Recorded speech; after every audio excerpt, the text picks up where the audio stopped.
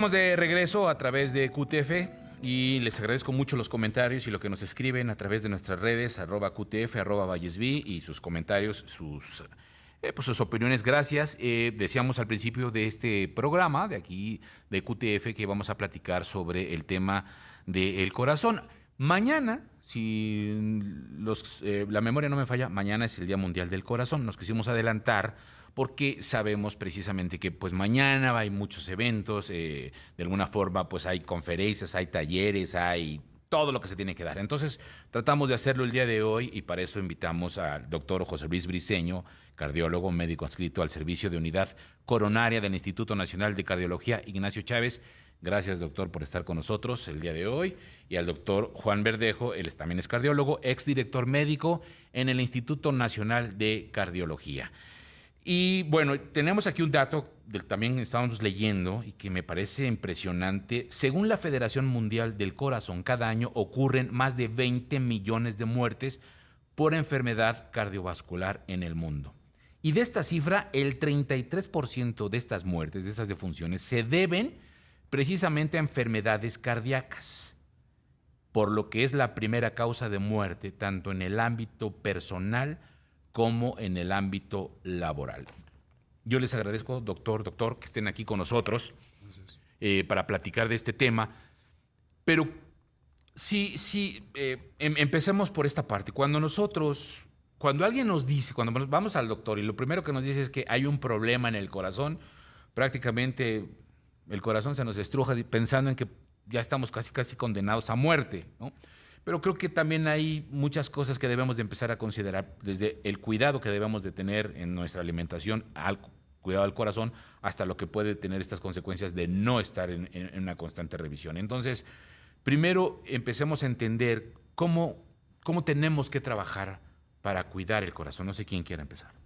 Adelante, José Luis. Bueno, primero agradecido por la invitación y tratando de conmemorar este Día Mundial del Corazón, que es el día de mañana, pues la idea es encontrar y fortalecer las estrategias para una vida saludable desde el punto de vista cardiovascular. Entonces, cuando alguien tiene ya un problema del corazón, refiriéndonos en este sentido a más problema de riesgo, enfermedad de las arterias del corazón, infartos, que es dentro de las enfermedades del corazón lo que más causa mortalidad, es, digamos, el pico del iceberg. Es un conjunto de factores de riesgo que se han ido acumulando progresivamente a lo largo del tiempo, que detonan con un evento de estas características. Entonces, la mejor medida es la prevención, el conocer cada quien su riesgo cardiovascular que pudiera tener en base a su edad, su género, sus factores de riesgo. Entonces, toda persona, diría yo a partir de los 40 años de edad preferentemente, debemos empezar a hacernos un chequeo médico cardiovascular para ver qué riesgo tenemos y en base a ese riesgo tratar estas diferentes características y así poder reducir el riesgo de padecer un evento cardíaco en algún momento. Ahora, cuando dice, doctor José Luis, doctor Juan Verdejo, cuando dicen, bueno, hay que irnos a hacer un chequeo cardiovascular, pero por lo general cuando nosotros vamos a un médico o lo que tenemos, digamos, en la mente, vamos a hacer el chequeo, es prácticamente que nos van a sacar sangre, que tenemos que llevar una prueba de orina, etcétera, etcétera, pues para que nos vayan midiendo la presión y todo este asunto, pero no reparamos en el asunto del corazón, no reparamos en que probablemente nos tengan que hacer algo más profundo, y entonces nos quedamos nada más en esa idea, ¿no? Sí, y una de las cosas que ocurren es que, de acuerdo a lo que menciona José Luis, lo que viene siendo el siglo pasado, pongamos 1960, se nos morían el 50% de los pacientes que tenían un infarto del miocardio. Surgen en ese momento las unidades coronarias, que es donde es experto precisamente José Luis, y pudimos combatir todas las complicaciones y las bajamos en una forma muy importante. De aquel 50% que se nos morían, en la actualidad estamos hablando entre el 3 y el 5%, gracias a una serie de medidas para poder tratar esa complicación. Ya que vimos eso, empezamos a ver la siguiente etapa, que son las consecuencias de haber sacado adelante al paciente. Entonces es cuando empezamos a ver la discapacidad que causa el sobrevivir a una enfermedad del corazón. Y esto es lo que está dando origen a la tercera ola, que es la que estamos viendo, que se denomina la insuficiencia cardíaca. Las consecuencias que al cabo del tiempo van a limitar más la vida de las personas en calidad y en cantidad. Y esto es precisamente lo que queremos ahora evitar desde el punto de vista de prevención. La primera consulta, la primera pregunta que yo haría, háganse una reunión familiar y recuerden de qué murieron los abuelos, de qué murieron los papás. ¿Por qué razón? Porque tenemos que esto lo tenemos que empezar desde el tipo genético, o sea, las variantes genéticas que favorecen la aparición de enfermedades del corazón. Estas familias necesitan tener este tipo de cuidados, estos chequeos, en una forma mucho más temprana. Porque hay chicos que pueden tener entre 10 o 15 años de edad y ya tener problemas del corazón, o sea, se les están formando, como puede ocurrir cuando se tiene el colesterol muy elevado de manera familiar. Y entonces los tenemos que empezar a tratar desde los 15 años. Este tipo de cosas las tenemos que tener en conciencia. Segundo, una de las cosas que nos ocurre cuando llega la adolescencia. Hombre, estoy en la edad en que yo me como el mundo a puños. Yo ya no tengo que ver al pediatra. Eso era cuando me tocaban las vacunas, claro, cuando me tocaba el chequeo periódico, pero ahora no lo necesito. Y se abandona lo que es la revisión periódica. Revisión periódica que permite detectar estos factores que si los vamos sumando nos van a degenerar en una enfermedad del corazón. Y empecemos a hablar de que tenemos sobrepeso y obesidad porque ya en la actualidad ya no se hace ejercicio. Es preferible estar enfrente de una pantalla y con un controlito que ya casi no gasta energía. Y si no gastamos la energía haciendo ejercicio, pero sí seguimos comiendo y en ocasiones lo que no debemos, empieza a gestarse el sobrepeso y la obesidad. Y vale la pena recordar que desde ese punto de vista, si analizamos la publicación de la OCDE, de las últimas que tienen sobre salud, tenemos la medalla de plata en sobrepeso y obesidad. Sí, nada más nos gana Chile. No se vale. Consecuencia de esto tenemos el doble de desarrollo de diabetes mellitus más que países desarrollados. Que decimos, mira los gordos que están allí en Del Bravo. Nosotros lo tenemos exactamente igual aquí. Una de las cosas que sucede, doctores, es que ya, por ejemplo, en el tema de la comida, cada día exigimos porciones más grandes y cada día consumimos estas porciones más grandes. Es decir, lo que antes era una hamburguesa normal, que además también hemos consumido demasiada comida chatarra, ahora ya nos preocupa que la hamburguesa sea con doble carne, triple queso, 5 pedazos de tocino, ¿no? Y las papas fritas alrededor, las papas a la francesa, como se le llaman. Ya antes eran 5 o 6 papitas, ahorita son 5 o 6 kilos casi. Sí. El refresco, sí, cómo no, mire, no solamente el vaso es más grande, rellénelo todas las veces que quiera. Por amor de Dios, esas son calorías que se nos van quedando, como yo le llamo de cariño, en el callo de la andadera, lo que nos queda alrededor de la cintura. Claro. Esto es precisamente lo que favorece que nuestro metabolismo vaya cambiando y se vayan generando una serie de alteraciones que culminan precisamente en problemas cardiovasculares. Ahora, lo que decía doctor en torno a ello, doctor Juan Verdejo, es cierto que ahorita con el tema de la prevención se está trabajando salvar a más personas que de alguna manera sufren un infarto. Pero la pregunta es, ¿ahora hay más infartos? ¿Se registran más infartos que antes? O sea, estamos más propensos a un infarto por el tema del estrés, de la alimentación, de lo que nos está pasando en cómo vivimos y sobre todo más jóvenes, porque lo que antes veíamos de un joven es que, 30 años, tiene 30 años, no le pasa nada. Ahora lo que vemos es que de repente se muere un joven de 30 años de un infarto fulminante y la pregunta es, pues, ¿qué le pasó? Sí, cada vez es más frecuente la prevalencia de los infartos y en población más joven, por lo que decía el doctor Verdejo, ¿no? Tenemos alta incidencia de sobrepeso, obesidad a edades más tempranas, entonces todos estos mecanismos que llevan al desarrollo de resistencia a la insulina, diabetes, hipertensión, se presenta más temprano, el conocido síndrome metabólico. Ha habido un incremento en el tabaquismo en la población, sobre todo más joven, lo cual también incrementa el riesgo de eventos cardiovasculares. Entonces, si sumamos obesidad o sobrepeso, tabaquismo, diabetes, hipertensión a edades mucho más tempranas, evidentemente el riesgo aumenta a edades más tempranas en la población. Nosotros en una unidad coronaria antes Pensar ver una persona infartada menor de 40 años era poco probable. Ahora vemos pacientes de 30 años con infarto que tienen problemas de dislipidemia importante, diabético no conocido, hipertenso, obeso, y evidentemente eso acelera el riesgo de eventos, pero además en una edad muy productiva de la vida, que era algo fundamental que decía el doctor Verdejo. O sea, un paciente que sobrevive a un evento coronario o un evento de un infarto a esta edad y que quede con una función cardíaca baja, pues va a tener una implicación muy importante en calidad de vida, en productividad, siendo una persona que en ese momento eso va a impactar negativamente su vida a futuro, aún siendo un sobreviviente de un evento cardiovascular, ¿no? Claro.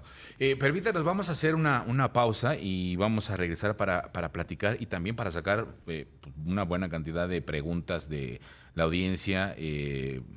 ¿Cuál es lo peor para el corazón? Fumar, tomar, no dormir, el sedentarismo, la alimentación o la tristeza, la salud dental, que tiene que ver con esto. En fin, creo que hay preguntas interesantes que nos gustaría que nos ayudaran a responder por parte de la audiencia. Vamos al corte, regresamos. Esto es QTF, no se vayan. Vamos a QTF, gracias por estar aquí, platicando con el doctor José Luis Briceño, cardiólogo, médico adscrito al Servicio de Unidad Coronaria del Instituto Nacional de Cardiología Ignacio Chávez, el doctor Juan Verdejo, gracias también, exdirector médico en el Instituto Nacional de Cardiología, hablando del Día Mundial del Corazón. Y bueno, una pregunta que se nos quedó aquí, que me parece muy interesante, justo de lo que estábamos hablando, es ¿qué hay del mito de que aumentaron o han aumentado los casos de problemas del corazón a raíz de las vacunas contra el COVID? No es un mito. Es un mito, sí, una leyenda urbana, como se les denomina también. ¿Qué es lo que ocurre? Que toda vacuna, la que sea, y lo mismo es la de influenza y la que se pone de la polio, causa una reacción en el organismo de tipo inflamatorio, y como respuesta a esta reacción el organismo forma anticuerpos para proteger contra los virus, primordialmente, en etapas futuras. Con la utilización de vacunas, primero, se salvaron muchas vidas, pero hubo un número de pacientes susceptibles en los cuales desarrollaron una inflamación del corazón. A esto se le denomina miocarditis. Entonces, esta inflamación del corazón causa una serie de trastornos. El corazón puede tener trastornos del ritmo, palpitaciones extra, latidos, mientras está inflamado. A estos pacientes se les da tratamiento y esperamos a que vaya cediendo la inflamación. Y una vez que cede la inflamación, no se registraron casos ni fatales, ni que en un momento dado hayan tenido complicaciones a largo plazo. Hay un número de pacientes muy pequeño que sí llega a tener lo que se denomina COVID largo, pero no es nada más por el corazón, sino que tienen todavía inflamación en pulmones, en riñones, en intestino, en músculos. Entonces, esa sensación de cansancio que tanto se ha hablado precisamente del COVID, se sigue manifestando, pero no es una respuesta a las vacunas, ni fue una situación anormal, por decirlo así. Es algo que es esperable, como es la reacción individual de cada persona al tratamiento o a un alimento que pueda tener. ¿Iba a decir algo, doctor? Sí, que también fue como casual, ¿no? Hubo un momento donde la población más vulnerable, con más factores de riesgo a más edad, se vacunaba más. ¿Y dónde es más frecuente en los eventos coronarios o infartos? En ese grupo de pacientes. Entonces podía coincidir que un paciente recientemente vacunado desarrollara un infarto, pero era diabético, era hipertenso, fumaba, o sea, tenía factores de riesgo y podía tener una relación más casual que causal, o el hecho de la vacuna con esto, ¿no? Y de ahí, pues evidentemente surgieron estos conceptos y estas ideas que hasta el momento no queda clara una relación entre la vacuna y el desarrollo de estos eventos, ¿no? Ahora, lo que sí sé y he escuchado mucho es que hay personas que tienen arritmia cardíaca y a quienes hablan de un soplo. La pregunta en este sentido es, primero, ¿qué es una arritmia? Y segundo, ¿qué es un soplo? Y tercero, ¿son peligrosas? Porque yo sí también veo que quien dice, es que tengo un soplo en el corazón, pero bien, pues yo hago ejercicio, no me preocupa, nada. Entonces viven como algo con el sentido de que pues, no va a pasar absolutamente nada. Entonces, ahí que tenemos que considerar, ahí cómo se tiene, cómo se detecta, y qué se considera y cómo se vive. Hay una situación que tenemos que ver dentro de esto. Es que hemos logrado, Ahora nos arruinó la pandemia un poco nuestras cifras, pero habíamos logrado tener una mayor expectativa de vida en México. Entonces, ya las personas estaban viviendo más. En el momento en que nosotros tenemos una mayor expectativa, vamos a tener un incremento de las enfermedades que se denominan no transmisibles y que durante una época incluso se les denominaba degenerativas. Hay dos desde el punto de vista cardíaco que son frecuentes y que aumentan por arriba de los 65 años. Una, el endurecimiento de la válvula aórtica, de la válvula de salida del corazón, que por el mismo tiempo de uso que ha tenido, se empieza a volver más rígida, a llegar incluso a calcificarse, ponerse como si fuese porcelana. Al no abrir adecuadamente, causa ruido cuando circula la sangre. Eso cuando lo vemos con un estetoscopio es lo que llamamos un soplo. Ok. En consecuencia, puede ser que en el momento de la revisión periódica que tiene el individuo, se le pone el estetoscopio y le dice el cardiólogo o el médico general o el médico internista, el que esté a cargo, tiene usted un soplo. Y entonces se le vienen toda una serie de conocimientos o de leyendas urbanas nuevamente al paciente de decir, estoy gravísimo. No, hay que saberlas manejar y poderlas tratar, porque hay alternativas de tratamiento. Dentro de estas enfermedades, ¿qué es lo que ocurre? Que el corazón tiene que trabajar más y algunas de sus partes empiezan a crecer un poco más de lo que debieran. A esto lo llamamos hipertrofia, crecimiento del corazón. Y si crece una de las partes superiores del corazón, que se llama aurícula, se empieza a presentar la arritmia más frecuente que tenemos, que se llama fibrilación auricular. ¿Qué es esto? En esa aurícula se generan muchos estímulos y hacen que el corazón tenga latidos extra. Cuando estaba acostumbrado a latir 60, 70 latidos por minuto, ahora de repente, cuando está haciendo un esfuerzo la persona, se acelera el corazón a 150 latidos por minuto y el paciente lo siente prácticamente en el pescuezo. ¿Es lo que se le conoce como taquicardia? Exactamente. Una taquicardia desordenada, esa es la fibrilación auricular. Entonces, riesgo de la fibrilación auricular, ¿es molesta desde el punto de vista de los latidos? Sí, y ese es el síntoma. Y eso lo podemos controlar. Riesgo que al no latir correctamente el corazón, en unas partes la sangre no circula adecuadamente y se pueden formar coágulos dentro del corazón. Y esos coágulos se pueden ir al cerebro. Y entonces ahí es donde se interviene lo que se llama el eje corazón-cerebro. Y entonces por una lesión del corazón, por una arritmia del corazón, el paciente puede tener un infarto cerebral, una embolia cerebral, como normalmente se le conoce. ¿Y eso puede ser a cualquier edad? Términos generales, por arriba de los 55 años en el caso de las mujeres y por arriba de los 65 en el caso de los hombres. Ahora, decía, esta arritmia se puede controlar y se puede solucionar. ¿Cómo se soluciona? Estrictamente en la fibrilación auricular, la arritmia más frecuente y que el riesgo es que produzca un evento vascular cerebral, hay dos formas.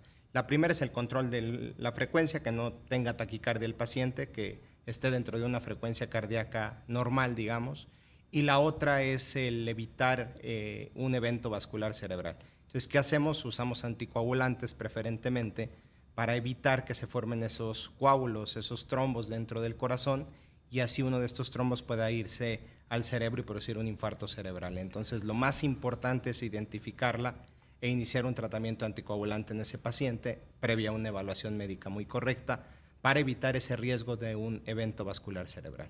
A ver, vamos con otras preguntas que tengo aquí interesantes que me hacen llegar y que vale la pena. ¿Qué es un angiograma? ¿Para qué sirven? ¿Tienen alguna información sobre la primera inyección contra el colesterol elevado? Sí. Bueno, primero vamos con lo de... Empieza, Bueno, Luis, adelante. Quiero entender la angiografía coronaria, ¿no? A lo que se refieren. Cuando alguien tiene un infarto o tiene algún cuadro de dolor y tras unos estudios identifica que pudiera haber placas de colesterol en las arterias del corazón, previo a una serie de estudios los llevamos a un estudio de cateterismo cardíaco o angiografía coronaria, donde visualizamos directamente a través de rayos X y un medio de contraste las arterias del corazón. Y ahí podemos determinar si existen o no existen placas de colesterol, el grado de obstrucción de estas placas, y de ahí surgen las opciones de tratamiento. Para llegar a un cateterismo cardíaco debe ser un paciente previamente evaluado, determinar que tiene una indicación precisa de entrar a un procedimiento de estas características, que es invasivo. En la actualidad es el tratamiento de elección en los pacientes infartados, el llevarlos a una angiografía coronaria y de ahí tratar de abrir la arteria causante del infarto. Quiero entender que se refiere a eso el tema de la angiografía coronaria. Ok. ¿No? ¿Iba a decir algo, doctor? Sí, no, ahora yo me voy con el lado del colesterol.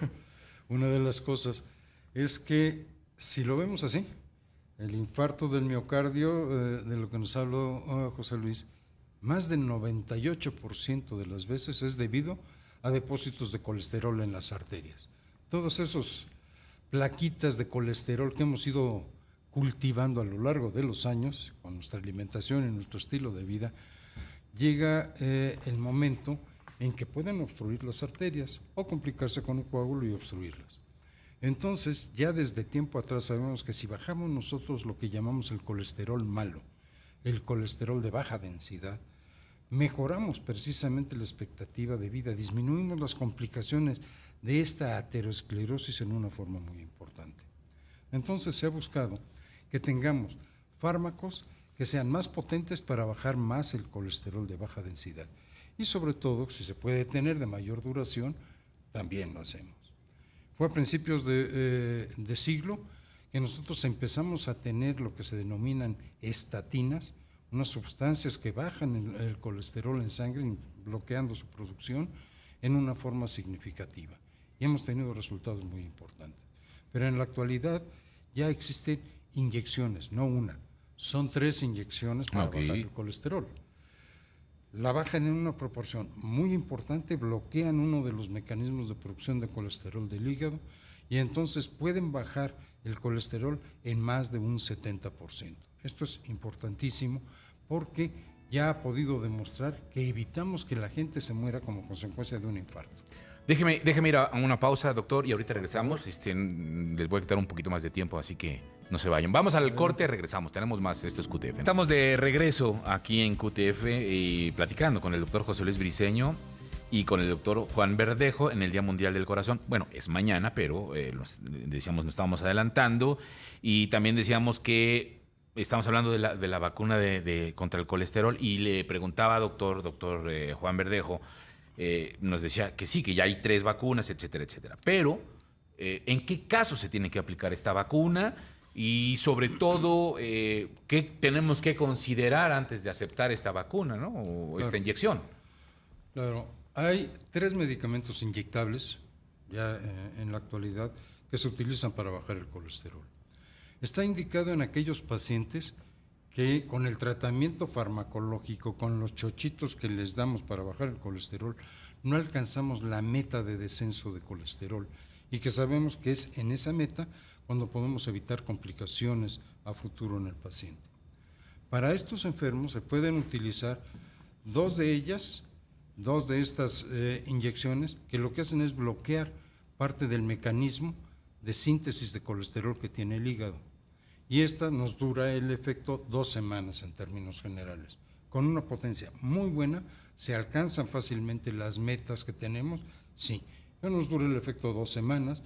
Hay una de ellas que con determinado incremento en la dosis se puede poner cada mes, pero ya se están desarrollando, ya se están haciendo los estudios, una en la cual se empieza uno a meter ya dentro de la síntesis de proteínas de las células.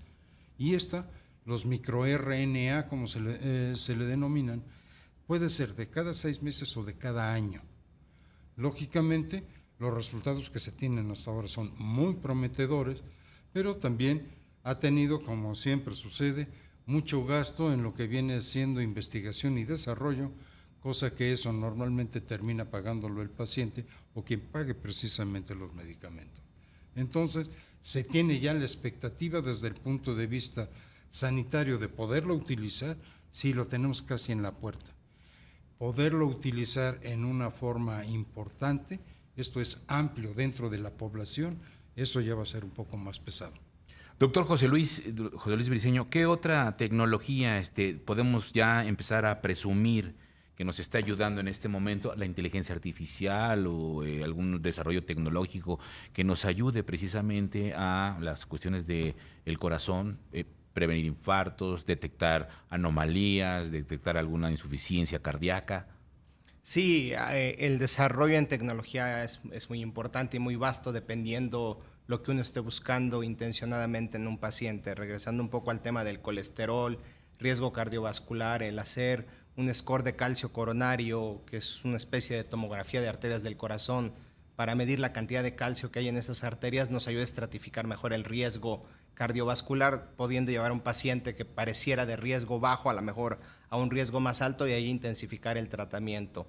Los estudios de imagen, como son los ecocardiogramas, que cada vez tienen una mayor definición, incluso inteligencia artificial para hacer cálculos automáticos de la función del corazón, donde no necesariamente un experto en la materia necesitaría hacerlo, sino el equipo te va guiando y puedes determinar la función y el tamaño del corazón es fundamental. El estudio de resonancia magnética ha avanzado muchísimo y también un tema que llamamos biomarcadores, ciertos laboratorios de sangre que nos permiten identificar cuando se elevan algún paciente que tuviera mayor riesgo o mayor probabilidad o confirmar diagnóstico incluso de insuficiencia cardíaca. Entonces, tanto desde el punto de vista de laboratorio como de imagen, ha avanzado muchísimo la tecnología y tenemos herramientas lo suficientemente buenas y al alcance de la mano para establecer un buen pronóstico y un buen diagnóstico de los pacientes con riesgo o con enfermedad cardiovascular, ¿no? Ahora, el tema... El tema para mí me parece muy interesante, pero sí me gustaría dirigirlo un poquito más a mi edad. Yo tengo 22 años. ¿Qué probabilidad hay, en todo caso, de tener problemas cardiovasculares de que sean fatales a mi edad, a los 22 años? O sea, ¿tenemos más probabilidad, menos probabilidad? ¿Nos sirven estas inyecciones? ¿No nos sirven? ¿Cómo funciona? Porque siento que lo estábamos enfocando mucho a ya edades pues, un poco más avanzadas. Entonces, pues sí me gustaría traernos un poquito para atrás en el tema de las edades. Entonces, ese es más o menos mi comentario con lo que estoy escuchando. Lo primero que yo te preguntaría, ¿cuándo fue la última vez que fuiste a ver al médico? Jesús, no sé. No sé, ¿ya tiene un rato?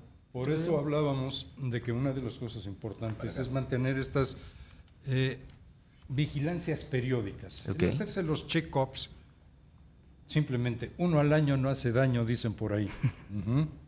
Entonces, se pueden tener todos los jueves, las 52 semanas del año, y irse de fuera, no hay mayor problema. Chécate uno, para ver si en un momento dado tu metabolismo de la glucosa es normal, la presión arterial que sea normal. El tabaquismo es nocivo por el lado que se le quiera ver. El vapeo, doctor, algo que se ha generado también en el mito, ahorita que está diciendo del tema del tabaquismo, muchos de los jóvenes están en eso de que pues es que el vapeo no es tan malo. A ver, una de las cosas, le estamos metiendo al pulmón una sustancia anormal, un químico que le dé sabor, porque suena bonito, pero tiene que ir en un emulsificante que es el vapor, junto con algo que se calentó para generar el vapor. Entonces, todo esto nos empieza a causar una cosa que se denomina humo, y el humo irrita las células del pulmón. Y las células del pulmón, si las estamos irritando constantemente, podemos llegar a varias cosas. Una, se mueren y forman una cicatriz. La segunda, empiezan como reacción a crecer más de lo que deben. A esto se le denomina tumor. Entonces, elijamos a ver cuál es la que queremos tener dentro del bronquio. En la moda. Ah, ¿verdad? Hay que ir a ver al médico. Sí. Doctor José Luis Briceño, ¿cómo estamos en el tema hablábamos hace un rato del crecimiento del corazón y de alguna manera estos padecimientos que se van presentando en cuestión de trasplante de corazón? Escuchar nada más de trasplante de corazón es feo, horrible. Impactante, escucharlo, ¿no? impactante, ¿no? Déjate lo feo, impactante. Necesitas un trasplante de corazón. Que bien o mal podemos vivir con un pulmón, bien o mal podemos con el riñón, o sea, de alguna manera tenemos esta expectativa de vida, bien o mal una poca calidad de vida, pero hablar de corazón es prácticamente casi pensar en una fatalidad. Claro, porque el trasplante del corazón se destina al paciente que tiene una cardiopatía avanzada, donde el tratamiento médico, las diferentes técnicas para mejorar esa situación, hasta quirúrgicas, es insuficiente. Entonces, en pacientes que tienen una enfermedad cardíaca avanzada, hablábamos de la insuficiencia cardíaca, ¿no? Salvamos más vidas, pero los pacientes desarrollan insuficiencia cardíaca. El corazón como bomba tiene la capacidad de expulsar la sangre del corazón y eso tiene que ser arriba de un 50-60%. A veces el daño cardíaco por diferente condición hace que sea muy severa el daño del corazón, que su capacidad de bombear sangre sea extremadamente baja y ya el tratamiento médico queda muy limitado, pacientes en un estado muy avanzado de insuficiencia cardíaca y la única alternativa es llevarlos a un trasplante cardíaco, ¿no? Que es evidentemente el sustituir el órgano por otro con una buena función y así reemplazar la función básica del corazón, que es lo de bombear la sangre. Afortunadamente hay más conciencia de la donación de órganos en nuestro país, afortunadamente se está haciendo más trasplante cardíaco, pero evidentemente tiene que ser en centros seleccionados, pacientes muy bien seleccionados para determinar el beneficio de ponerle un órgano nuevo en este sentido y evidentemente un tratamiento muy adecuado, no solamente es el trasplante, sino que posteriormente al trasplante hay que dar un tratamiento muy intenso para evitar el rechazo del órgano, ¿no? Tratamiento inmunosupresor y un seguimiento muy estricto de estos pacientes para tener una expectativa de vida favorable, ¿no? En ese sentido, pues evidentemente se ha mejorado, hay mayor probabilidad de trasplantar, mayor sobrevida de los pacientes que se trasplantan, pero estamos hablando de un estado avanzado de la enfermedad cardíaca, ¿no? Donde tentativamente la idea de este Día Mundial del Corazón es evitar hablar tal vez de eso, sino todo lo preventivo para evitar llegar a eso, ¿no? Entre más pacientes trasplantemos quiere decir que todo lo preventivo no tal vez está quedando corto, no está funcionando y estamos fallando en algo, ¿no? En una dieta no saludable, no hacer ejercicio, en prevalencia de obesidad, tabaquismo, mal control de presión, de diabetes y evidentemente eso detona en eventos cardiovasculares. Ahora, no me hagan mucho caso, digo, no lo sé, pero por ejemplo, ahorita que está diciendo este tema de la prevención, yo no he escuchado campañas para la prevención. ¿Por qué no estamos trabajando en las campañas? Oímos campañas para la obesidad, oímos campañas para la drogadicción o las adicciones, pero no oímos campañas de cuida tu corazón. Por lo menos yo no me recuerdo si hay ahorita algo. Por eso este mes y este día es muy importante, ¿no? Porque hay que resaltar que de lo que más muere la población mundial y mexicanos son por enfermedades cardiovasculares. ¿Y cómo las evitamos? Pues evidentemente medidas preventivas muy adecuadas, ¿no? Si controlamos bien la presión arterial, la diabetes, evitamos el tabaquismo, ejercicio adecuado, mantenernos en un peso, evidentemente reducimos ese tipo de riesgo, ¿no? Entonces hay que tener un chequeo constante por nuestros médicos para tratar de mantenernos desde el punto de vista cardiovascular saludables, ¿no? Y ese debe ser el objetivo de este mes y este Día Mundial del Corazón, ¿no? Hacer conciencia sobre la necesidad de medidas preventivas para evitar eventos cardíacos, ¿no? Se nos está terminando el tiempo. En 30 segundos, doctor, algo con lo que quiera cerrar. Mira, con lo que quisiera cerrar es precisamente en relación con esto. Tenemos ahora posibilidades desde estudiar, diagnosticar y tratar a un corazón incluso desde antes del nacimiento. Y lo podemos seguir hasta el final de la vida. Hace años, la Organización Mundial de la Salud y la Federación Internacional del Corazón desarrollaron un lema que decía, escucha tu corazón. Hay que poner esas orejas a trabajar por el corazón. Gracias, doctor Juan Verdejo. Doctor José Luis, 30 segundos, ¿con qué quiere cerrar? Insistir en la prevención y en una vida saludable, sobre todo desde edades jóvenes, ¿no? Una dieta equilibrada, mantenernos en nuestro peso, hacer ejercicio, chequeos frecuentes de niveles de colesterol, sobre todo si tengo un familiar de línea directa que haya fallecido, haya tenido un evento de infarto a menor de 50 años y mi papá tuvo eso, debo irme a checar al médico. Y eso es fundamental. Gracias a ambos.